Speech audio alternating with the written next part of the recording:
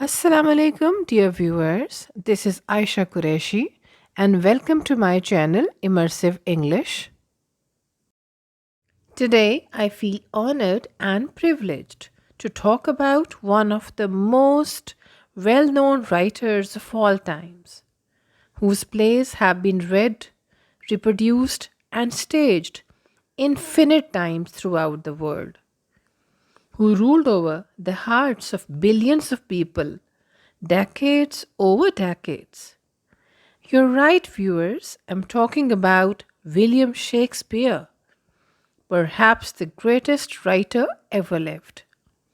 There are hundreds of phrases and words we use with pride come directly from his work. He portrayed the themes of love, passion, ambition, hatred, revenge, despair, desire so skillfully that each and every word he created has become legendary. One of his most well known plays is Macbeth. In this video, I will teach you Macbeth.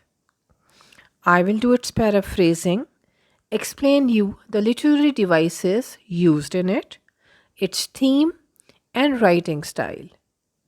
The video is going to be little lengthy, but it will showcase first two acts of the play gradually. All the acts will be divided into different segments. You can watch them as per your convenience. The other acts will be covered in my upcoming videos. So stay tuned. One of Shakespeare's most popular plays is Macbeth. It is a tragedy about a general in the Scottish army who receives a prophecy from three witches that he will become king in future. He becomes obsessed with gaining the throne. His wife encourages to do the evil deed. His madness takes him to murder not only the king but many other people as well to clear the evidence. After committing numerous murders, he reaches the throne, but his conscience doesn't let him rest. Macbeth's mesmerizing dialogues, strong plot, use of literary devices has made it appealing to audience. There is use of unrhymed poetry by noble people. Each line is constructed in such a way that it contains 10 syllables with the accent on each second beat. Common people spoke in prose or the way people generally speak. All of these qualities make Macbeth live on forever. Before we get into the video, please like and subscribe my channel. And don't forget to hit the bell icon so you never miss any of my videos.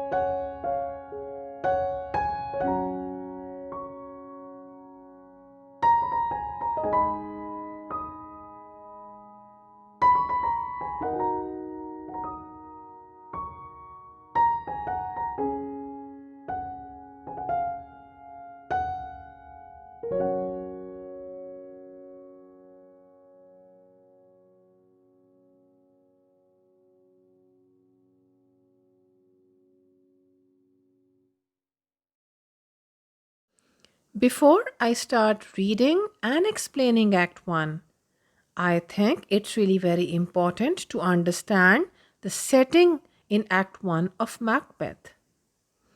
The setting in Act 1 of Macbeth moves from the battlefield where Scottish army defeats the rebels. Then Macbeth and Banquo move towards the heath and meet the witches who give them prophecies. Dear viewers, kindly focus on one aspect of the play, that it opens with a focus on the witches and the grim, stormy weather and beholds Macbeth and Banquo. Witches chant, "Fair is foul and foul is fair," sets the theme for the play. Wherever the characters in Act 1 move, darkness envelops everything. Now, let me explain the physical appearance of the witches. They are referred to as the Weird Sisters. They appear as withered and wild, unearthly beings. Skinny lips, choppy fingers, and most bizarre of all, that they have beards. Shakespeare keeps the witches well outside the limits of human comprehension.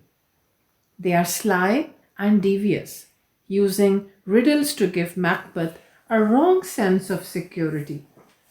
But one thing is clear, that they have insight into the future and enjoy pushing Macbeth towards his downfall. The three witches represent evil, darkness, chaos, and conflict, which reflects throughout the play. Let's discuss the role of three witches in Macbeth. The viewers, they serve two purposes. As they appear, they instantly bring a supernatural element to the play, which leads to the theme of fair is foul and foul is fair. They also serve as a tool to change someone's fate by delivering their prophecies to Macbeth, who is then intrigued to acquire the certain positions such as Thane of Cawdor and then eventually the king. The trio of witches is so important that I can say with surety that without them there would be simply no story to move forward. Act 1, Scene 1. But before I start paraphrasing it, please keep the novel in front of you so that you could understand which line I am trying to explain. So, as I said, that scene number 1 is setting in a lonely place where there is thunder and lightning, and there enter the three witches. First witch says, "When shall we three meet again? In thunder, lightning, or in rain?" She means to say, when should three of us meet again? Will it be in thunder, lightning, or in rain? And then the second witch responds, "We will meet when the noise of the battle is over, when one side has won and the other side has lost." So, this is how she is doing the prediction. The third witch responds by saying that will happen before sunset. First witch says, "Where the place? Where should we meet?" And the second witch says, "Upon the heath." It means let's do it in the open field. Third witch, "There to meet with Macbeth."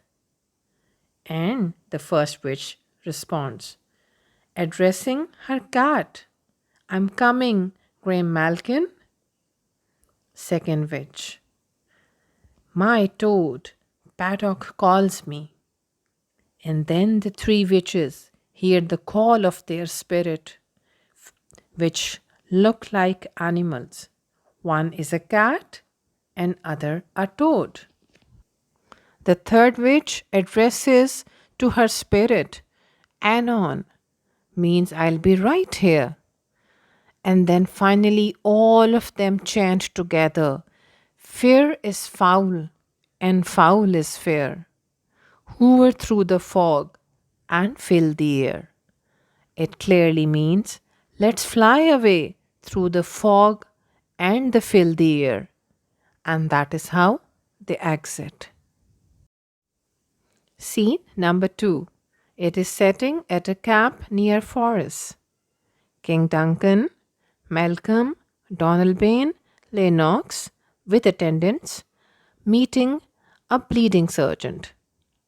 King Duncan says, "Who is that wounded man? Can anybody tell me? He might give us the latest news about the revolt." Malcolm says, "Sir, he is a courageous soldier who fought to keep me from being captured. Tell the king that the situation of the battlefield was really very intense." And then the sergeant says, "Can't predict who wins. The enemies are too exhausted, clinging to each other and struggling in the depth of water.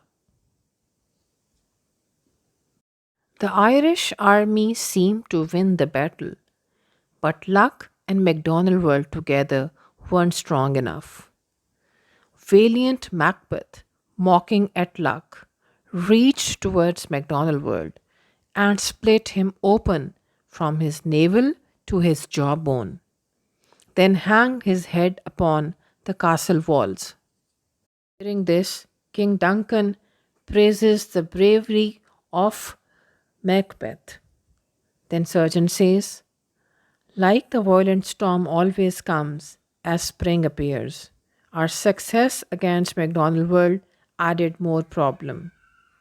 The king sent fresh troops to attack us with bright, shiny weapons." Duncan says, "Hope this didn't frighten our captains Macbeth and Banquo." Sergeant says, "It did as much as sparrows frighten eagles or rabbit scares a lion. They fought the enemy with renewed power. They were like cannons loaded with double ammunition, and they turned the shape of the battlefield." Duncan says, "Your words as well, your wounds, worthy to be honored." Malcolm says, "The worthy Thane of Ross." His eyes seem to be in panic. Seems he has something odd to share. Ross says, "Where have you come from?" Ross, "I have come from Five, great king, where the Norwegian flag flouts the sky and scaring our people. He is leading enormous army led by that filthy traitor, and the king of Norway started a horrid battle. Macbeth faced Norwegian attacks shot for shot, as if he were the husband of goddess of war. Finally, he broke the enemy's spirit, and we were victorious." Duncan says, "Great happiness. He is absolutely joyful." Ross comments that now the Norwegian kings needs some special treatment, nor would we deign him burial of his men. He told him we wouldn't allow him to bury his men until he retreated St. Combs Inch and paid us $10,000. Duncan says, "Go tell that he will be executed, and tell Macbeth that Cawdor's title will be given to him."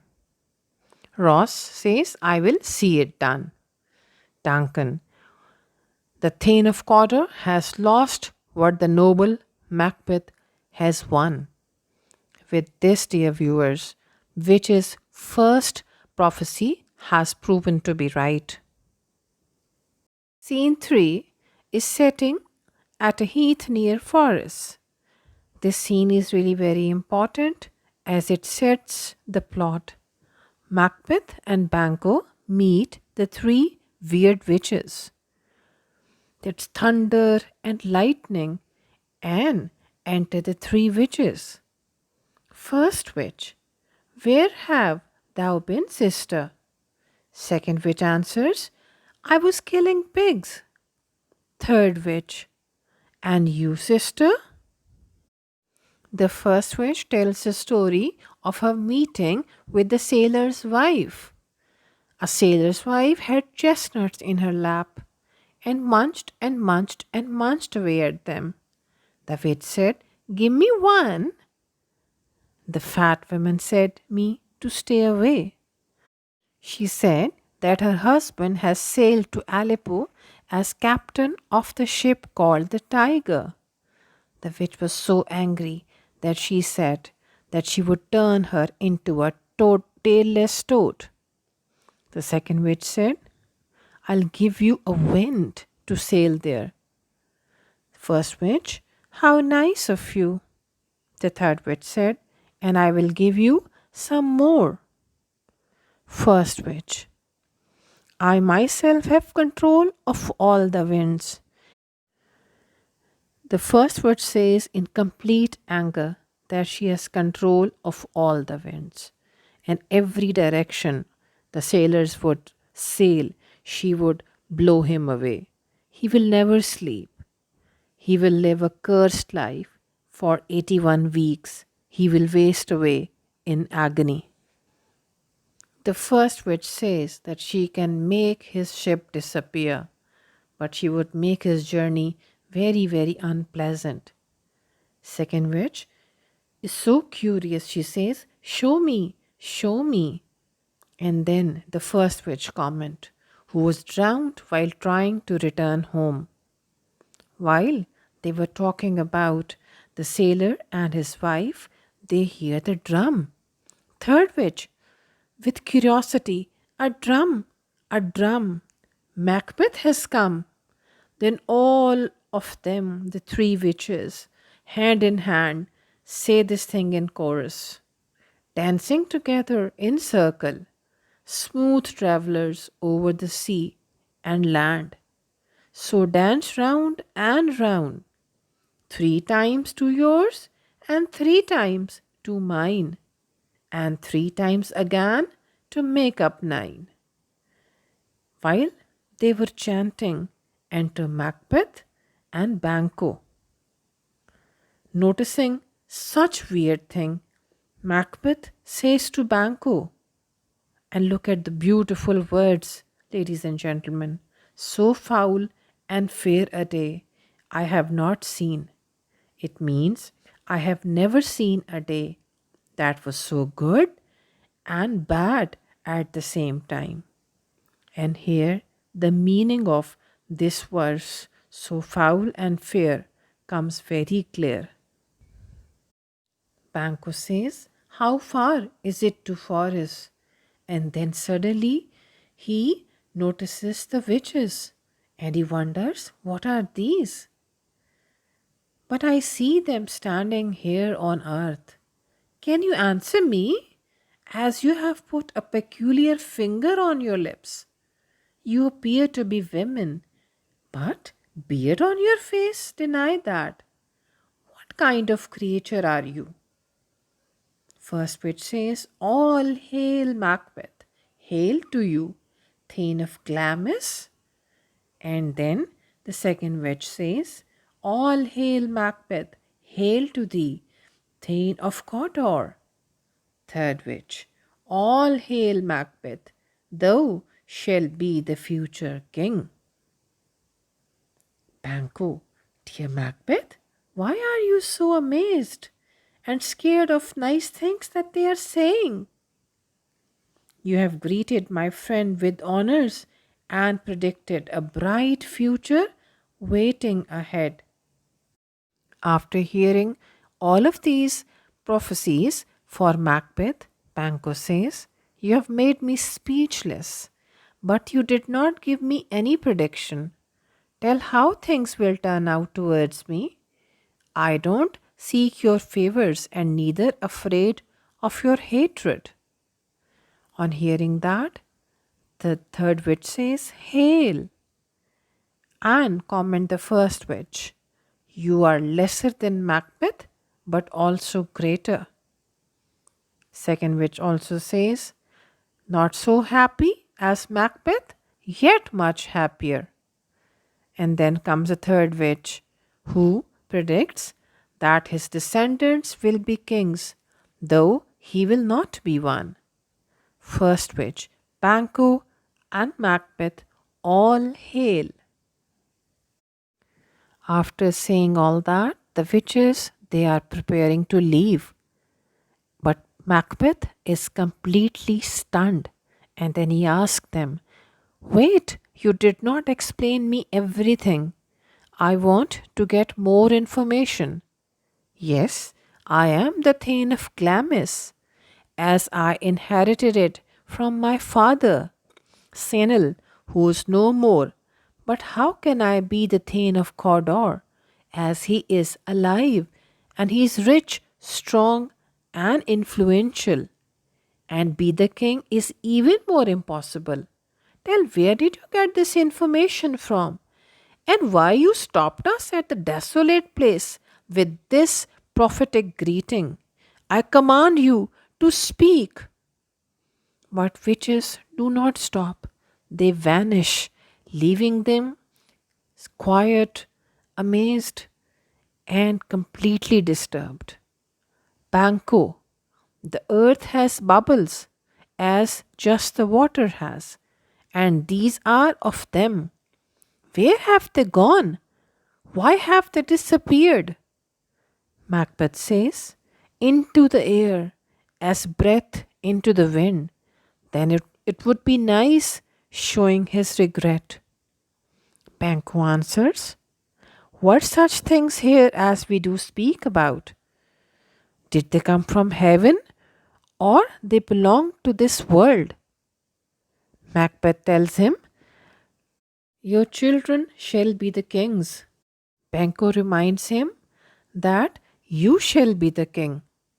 While they were talking about the three weird witches, enter Ross and Angus.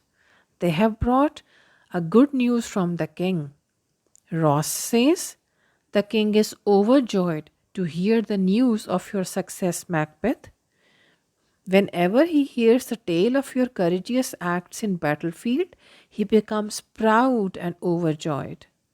He was spellbound to learn that on the same day you fought against rebels and with the army of Norway, and you weren't afraid of your own death. Messengers kept on bringing the news of your brave acts.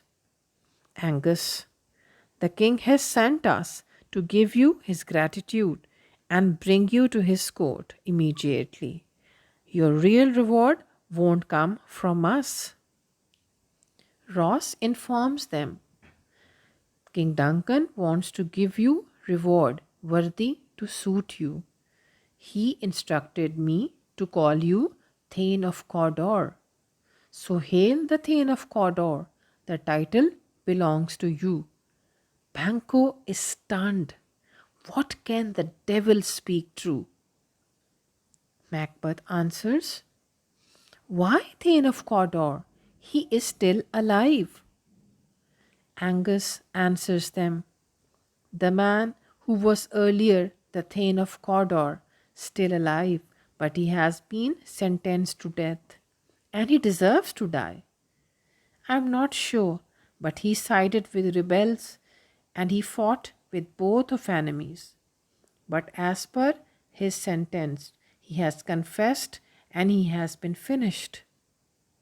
Macbeth says, as per prophecy, I am the Thane of Glamis and Cawdor both. After hearing this wonderful news from Ross and Angus, Banquo says to Macbeth, if you trust their prophecies, then you will next become king as well, Thane of Cawdor. But this situation is strange. The evil spirits sometimes mislead us by telling us beautiful truths, but simultaneously betray us. Macbeth says to himself, so far, the witches told me two things that came true. and it will help me become the king in future. These supernatural spirits don't seem to be bad. Now I'm newly elected as the new Thane of Cawdor. But if they are only prophecies, why murdering Duncan is surrounding my imagination? Oh, this thought is enough to give me a shiver ran down my spine. Even though it is only a thought, but committing a murder shakes me completely. Banco notices that Macbeth is completely in confusion. He says, "Look at Macbeth, he is in a daze." But Macbeth is lost in his thoughts. If being king will be in my fate, one day I'll become the king. Banco says, Macbeth is not used to his titles. They are like new clothes. They don't fit until you keep on using them. Macbeth, yes, and whatever fate has decided is going to happen. Banco says, worthy Macbeth, we stay upon your side. Now it was the time to get back to King Duncan. So Macbeth tells to Banco, help me, gentlemen, in moving forward. I'm so physically and mentally exhausted. I can't concentrate. Let's go to King and we will discuss the matter when find time. So they all head towards King Duncan to his castle. Now let's begin scene 4, which is setting at King's palace. Duncan is inquiring, is execution done on Cawdor? Are not those in commission yet returned? Means haven't people in charge of that got back? Malcolm tells him, my king, they are not yet come back, but I have spoken to them. They say that he is no more. On hearing this, King Duncan says, there is no way to read a man's mind by looking at his face. I trusted Cawdor and had faith in him. While they were talking about this, and to Macbeth, Banquo, Ross, and Angus, King Duncan stands up and greets him with open arms. He says, I regretted for not thanking you enough. You have done so much for us. We cannot pay back well. All I can say is that I owe you more than I can ever repay. Macbeth says, I am privileged to serve you, sir, and that is my reward. Your only duty, your majesty, is to accept whatever we owe you. King Duncan says to Macbeth, by making you Thane of Cawdor, I have planted the seed of a great career for you. I am sure you will grow. Let me bring you close to me, so that I could shower my love upon you. Banquo says, there, if I grow, the harvest is your own. These words make Duncan so emotional that he says that he is overjoyed. He says, it brings tears to my eyes. Be my witness that I will bestow my kingdom on my eldest son, Malcolm. But the titles will also shine like stars on all of you who deserve them. Let's get to your castle at Inverness, where I will become obliged to you because of your hospitality. Macbeth replies to Duncan, I'm satisfied and delighted when I'm working for you. I will now rush to my wife and give her the happy news that you are coming to us. Then Macbeth says to himself, Malcolm, the Prince of Cumberland? That is a step on which I must fall down. Either I should take a chance to step over him or let the things go. He is the hindrance now. Stars hide your light so no one read the horrible desire in me. I won't let my eyes spot what my hand will be doing, but I would take the action my eyes are terrified to see. Then King Duncan says, Duncan praises Macbeth that his qualities are more than anyone. Let's get to his castle. Then preparations to get back to Macbeth's castle start.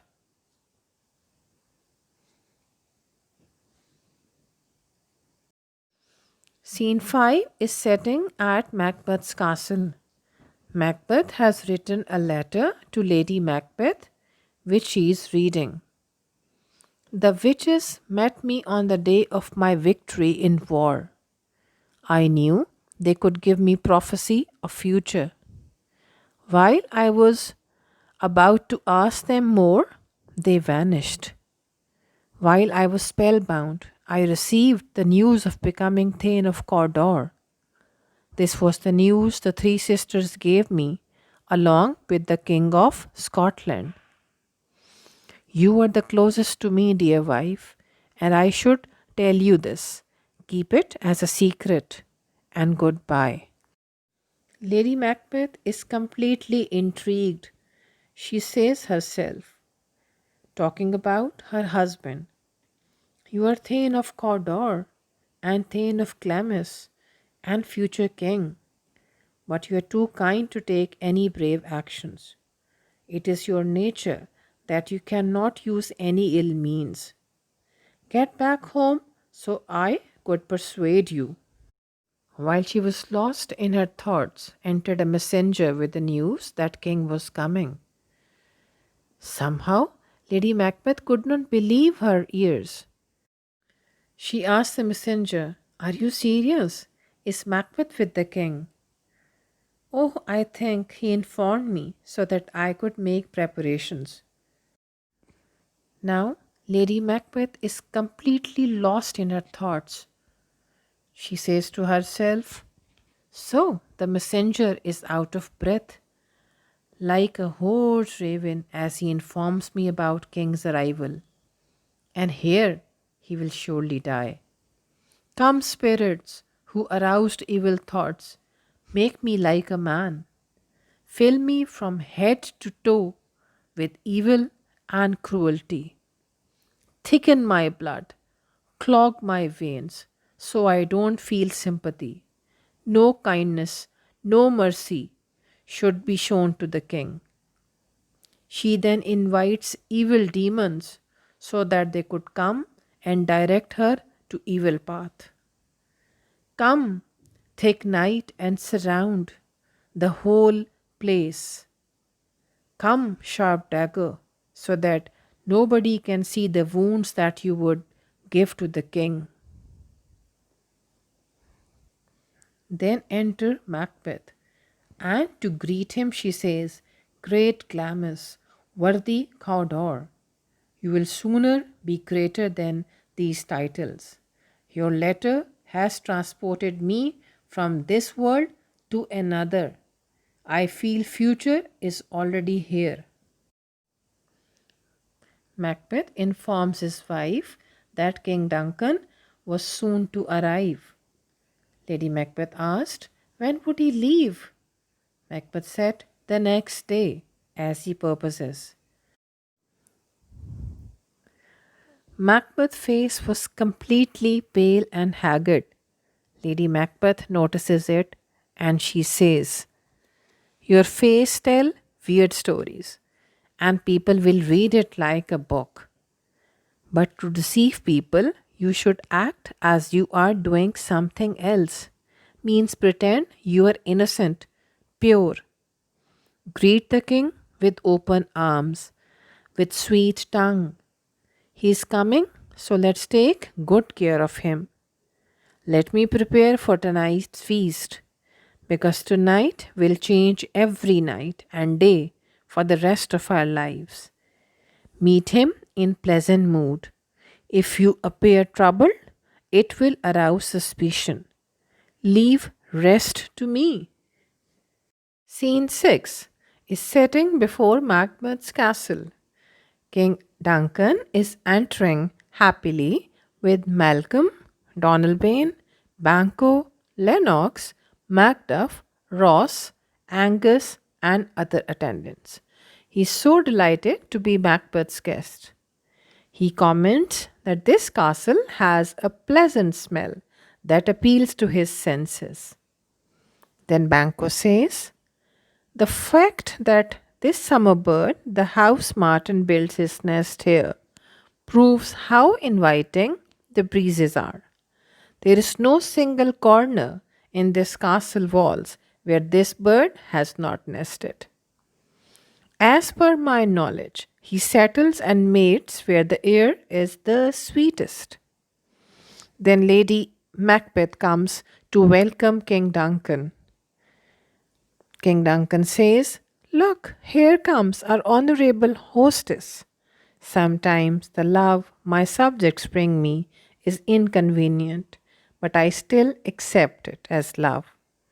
I allow you to thank me for the inconvenience I'm causing you by being here, because it comes from my love to you. Lady Macbeth says to the king, whatever we are doing for you is nothing compared to the honors you have brought to our family. We delightfully welcome as our guest. We are deeply honored to receive the titles from you. King Duncan is too pleased with her words that he says, we followed him closely. I hope he would arrive earlier than us, but he was little slow, and his compassionate love, as sharp as spur. Fair and noble hostess, we are your guests tonight. Lady Macbeth says, whatever is here at this house will be at your disposal, and we are glad to serve you. King Duncan holds her hand gently and says, I shall continue to favor you and your husband forever. Here at your side is scene 7 at Macbeth's castle. While King Duncan and other guests are enjoying a feast, Macbeth is lost in his thoughts. And this is one of the very popular soliloquies by Macbeth. He is lost in his thoughts and he says to himself, if I have to do this deed, then I have to be very quick. If the murder of the king could work like a net, clearing everything and preventing any consequences, then the murder would be the be all of the whole affair. And I would put my honor and dignity to do it. But for the bad deeds may cause punishments in this world. We will prompt our coming generation to be evilest and brutal. The king trusts me in 2 ways. I am a subject and as well now a host. He has been kind and compassionate towards me, that his virtuous legacy will speak for him even after his death.